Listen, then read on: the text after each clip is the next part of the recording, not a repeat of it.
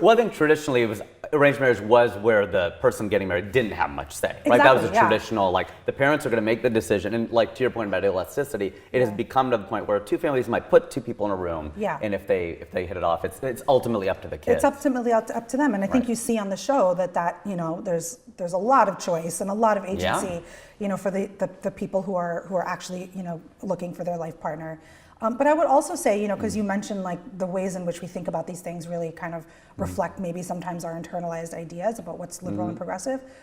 What do we think we're doing in the West? Do we think are we being totally progressive and open-minded when we go on Bumble or Tinder or Hinge, or are we also self-selecting according to some pre-ascribed criteria? Like if I go on a dating app, I'm gonna, you know, check the boxes of I want this height, I want this background, this education, this location. Sure. So we might trick ourselves into thinking that we're more so liberated, but we still are. Exactly. You know, it's like when you had assigned seats in high school, and you're like, oh, I hate assigned seats. You go to college, you can sit anywhere, but by day 2, everybody sits in the same seat. Exactly. It's weird. You it's still, nature, I can do whatever, and you still just do this one thing. Exactly, it's human nature, and I think in a twisted way, what Seemanti's saying, what she gets the most criticism for, which is interpreted as like you should just settle, you know, for 60 or 70% of what you're looking for.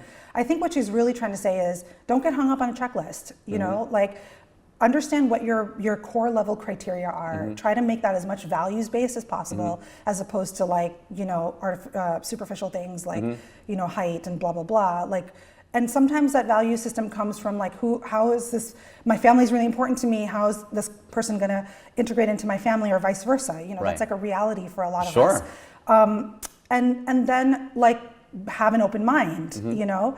And that's a pretty progressive way to approach dating and relationships.